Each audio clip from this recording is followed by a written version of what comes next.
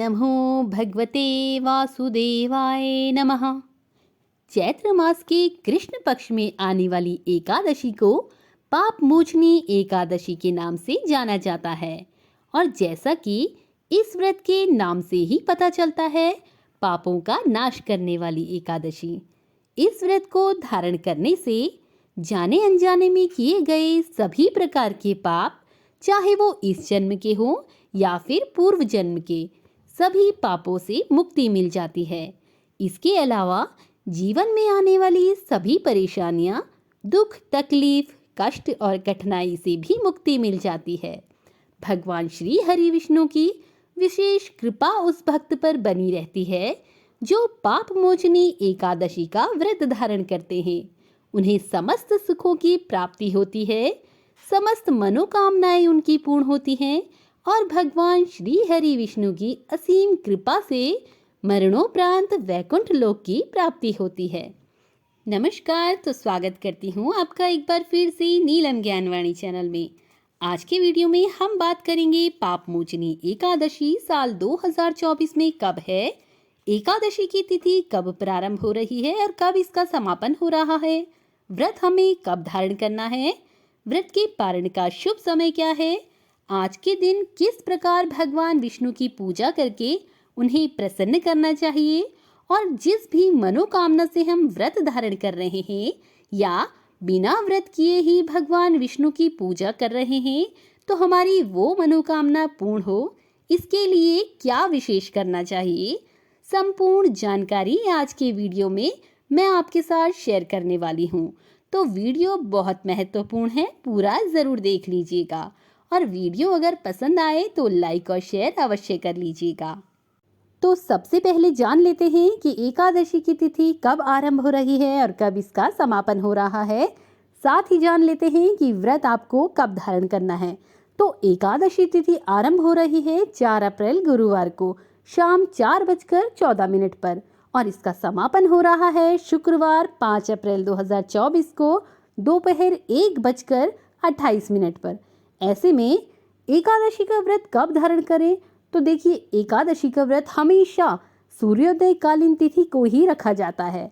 तो सूर्योदय कालीन एकादशी 5 अप्रैल 2024 को आ रही है।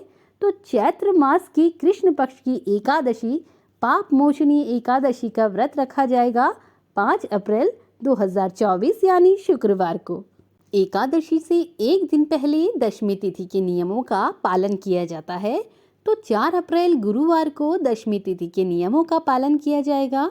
इस दिन स्नान करके शुद्ध और सात्विक भोजन करना है। शाम के समय सूर्योदय के बाद अन्न और नमक का सेवन नहीं करना चाहिए। ब्रह्मचर्य का पालन करना चाहिए और अगर संभव हो तो भूमि पर ही शयन करना चाहिए। फिर अगले दिन एकादशी का व्रत धारण करना है। तो ब्रह्म मुहूर्त में उठकर नित्य कर्मों से निवृत्त होकर गंगा जल मिश्रित जल से स्नान करें या अगर संभव हो तो किसी पवित्र नदी में जाकर स्नान करें। साफ और स्वच्छ वस्त्र धारण करके भगवान सूर्य देव को जल अर्पित कीजिएगा। फिर अपने घर के मंदिर में भगवान विष्णु की प्रतिमा या फोटो के आगे घी का या फिर तेल का दीपक जला लीजिएगा और व्रत का संकल्प लीजिएगा कि आज आप एकादशी का व्रत धारण कर रहे हैं और अगर आपकी कोई विशेष मनोकामना है जिसके निमित्त आप व्रत धारण कर रहे हैं तो संकल्प लेते समय अपने मन की कामना कह सकते हैं और भगवान श्री हरि विष्णु से प्रार्थना कीजिए कि व्रत में, पूजा पाठ में किसी भी प्रकार की भूल चूक हो जाए तो उसके लिए क्षमा करें और आपका व्रत आपकी पूजा को स्वीकार करें और आपकी कामना को पूर्ण करें। इसके बाद भगवान श्री हरि विष्णु की विधि विधान से पूजा कर लीजिएगा। आज के दिन भगवान विष्णु को पीले पुष्प अवश्य अर्पित करने चाहिए। इससे भगवान नारायण की असीम कृपा आपको प्राप्त होती है। आज के दिन पंचामृत से भगवान हरि का अभिषेक करने से मनोवांछित कामनाएं भी पूर्ण होती हैं, ऐसी मान्यता है। पाप मोचनी एकादशी के दिन केले का भोग भगवान नारायण को लगाने से सभी प्रकार के दुखों और कष्टों से मुक्ति मिल जाती है। तो विधि विधान से भगवान श्री विष्णु की पूजा करने के बाद उनकी आरती लें। अगर आप व्रत धारण करते हैं तो आप फलाहार कर सकते हैं और कोई सा भी फल खा सकते हैं, दूध पी सकते हैं और फलों का रस भी ले सकते हैं। इस प्रकार से फलाहार और जलाहार के द्वारा आप एकादशी का व्रत धारण कर सकते हैं। फिर शाम के समय विधि विधान से भगवान श्री नारायण की पूजा की जाती है और रात्रि में जागरण करना चाहिए। भगवान श्री हरि नारायण के सामने अखंड दीपक प्रज्वलित करके आज की रात्रि में जागरण करने से किसी भी प्रकार की कामना हो वो पूर्ण हो जाती है। कोई भी परेशानी हो उससे आपको मुक्ति मिल जाती है और एकादशी का संपूर्ण फल आपको प्राप्त हो जाता है। और हाँ, जो भक्त व्रत धारण करते हैं वो तो इस प्रकार से पूजा करते ही हैं, लेकिन जो भक्त व्रत नहीं कर पाते हैं वो भी अगर इस प्रकार से सिर्फ पूजा आराधना भी करते हैं तो इतने मात्र से ही भगवान श्री हरि विष्णु की असीम कृपा आपको प्राप्त हो जाती है। तो अगर आप व्रत कर रहे हैं या नहीं कर रहे हैं, फिर भी आपको पूजा इसी प्रकार से करनी चाहिए। लेकिन भोजन में आपको लहसुन, प्याज, मांस और मदिरा का सेवन बिल्कुल नहीं करना है। बिल्कुल शुद्ध और सात्विक भोजन लेकर बिना व्रत किए भी आप आज के दिन भगवान विष्णु की पूजा कर सकते हैं। अब जो भक्त व्रत धारण करते हैं अगले दिन यानी द्वादशी के दिन अपने व्रत का पारण करते हैं, तो द्वादशी तिथि के दिन प्रातःकाल जल्दी उठकर नित्य कर्मों से निवृत्त होकर स्नान कर लीजिएगा। स्नान के बाद भगवान सूर्य देव को अर्घ्य दीजिएगा।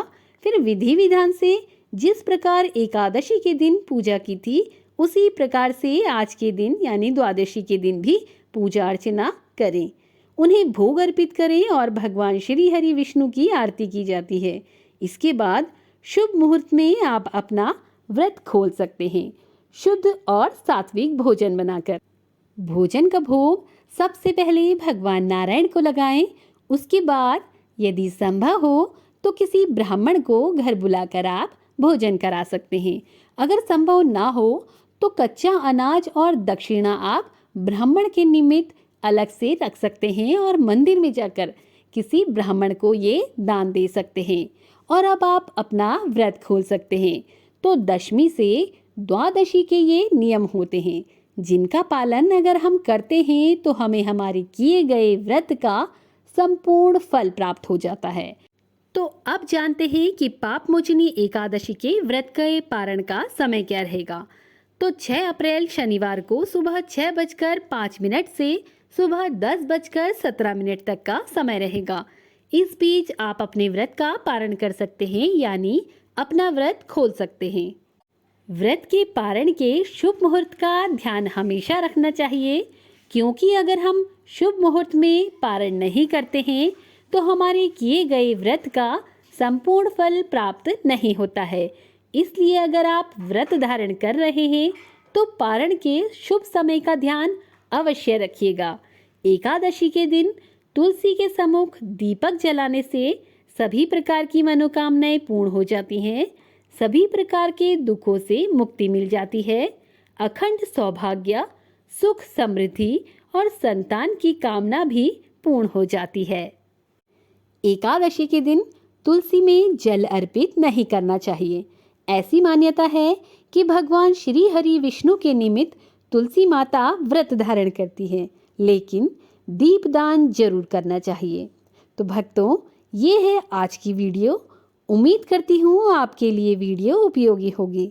आपसे निवेदन है कि पाप मोचनी एकादशी व्रत की संपूर्ण कथा के लिए आने वाली वीडियो ज़रूर देखिएगा। तो मिलते हैं अपनी नई वीडियो में, तब तक के लिए नमस्कार।